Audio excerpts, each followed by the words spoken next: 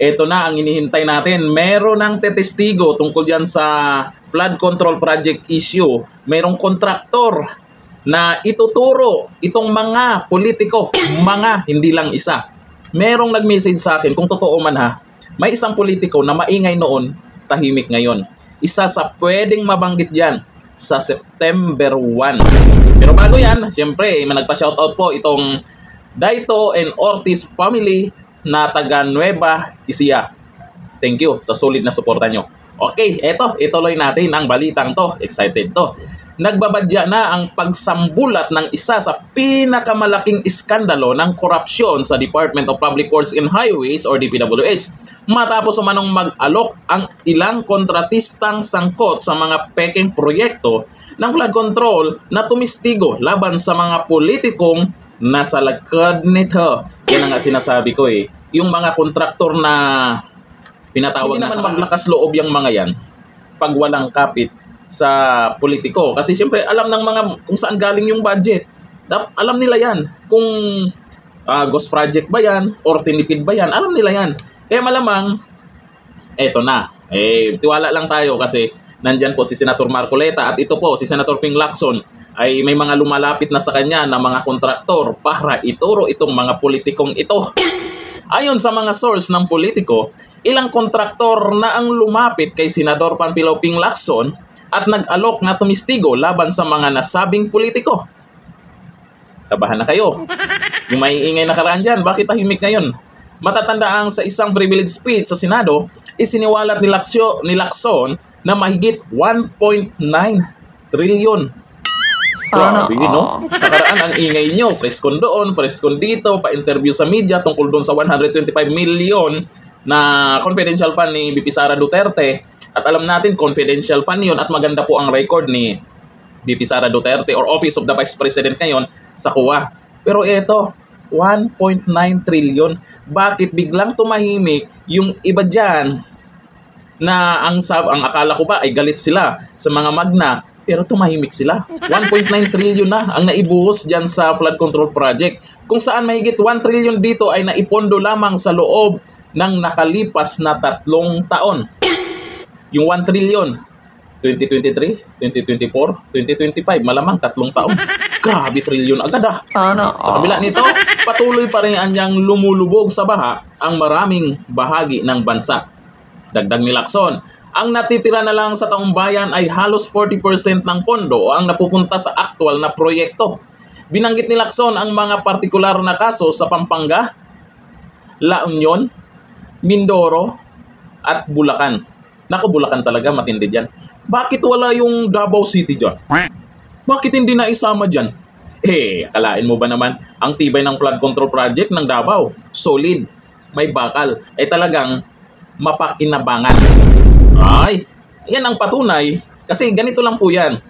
Kung yung politiko na yun ay talagang hindi magna, hindi kurap, sa mismong lugar niya, mapatunayan na niya. Diba? Ito, sa Bulacan, na-discover ng kanyang team ang mga ghost project. Nakapansin-pansing may mga parehong halaga. Kalain mo naman, pinaghati-hatigan yan, pare-parehas ng presyo eh. Pa nag-uusap yung mga ito, hati-hati na lang kayo. Kasi bakit pare-parehas? Yung mga lugar na yan, iba-iba naman ang sukat ng gagawing proyekto na yan.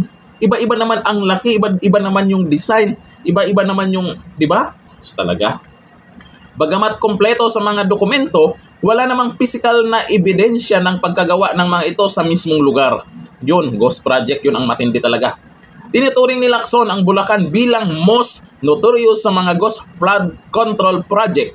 Kabilang sa mga tinukoy nitong contractors sa lalawigan ay ang Wawaw Builders at Darcy and Anna Builders. Nako, yan. Yan yung mga binanggit na dyan. Baka isa po dyan na mag-witness na o maging testigo at ituro itong mga politiko. Mga politiko ang sinasabi dito. Ibig sabihin, hindi lang isa ha. Sa Mindoro naman. Eto, sa Mindoro. Naku, madalas kami dyan. Pero grabe din ang baha dyan. Na nagkakahalaga ng daan-daang milyong piso ang gumuo ilang buwan pa lamang matapos itong makumpleto.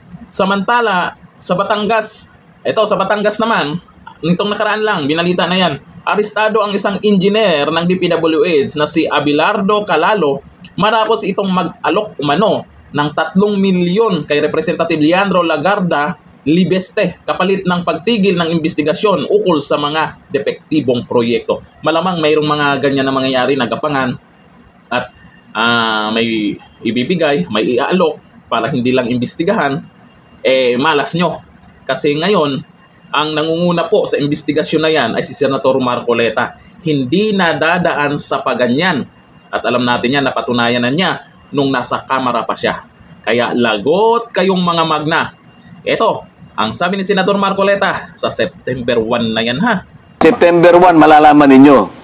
Second hearing pa lang yung Sen. Oo, second hearing. Pero kahit malaman ninyo, Opo. lahat ng mga involved dito, wala na kayong magagawa kahit malaman pa nyo. Ayun. Pero ngayon, hindi ko muna sasabihin. Bagamat sila... Meron akong pamamaraan at hindi ko muna sasabihin sa inyo. Ayun pala. Oho. Bakit? Tinangka ko bang gawin ito ng pakanyan-ganyan lang? Oho. Ay, hindi ko muna sasabihin sa inyo. Kasi nasanay sila Sen na, di ba? Pag ganyan, ginagawang series yung hearing. Ay, hindi ako ganun. Ayun. Oho. Oho. Malalaman nila kung paano. Ayan. Kaya lang, pasensya na kayo, hindi ko muna sasabihin sa inyo. Tama po. Sabi ko sa akin, hindi ko na rin muna sasabihin, Sen.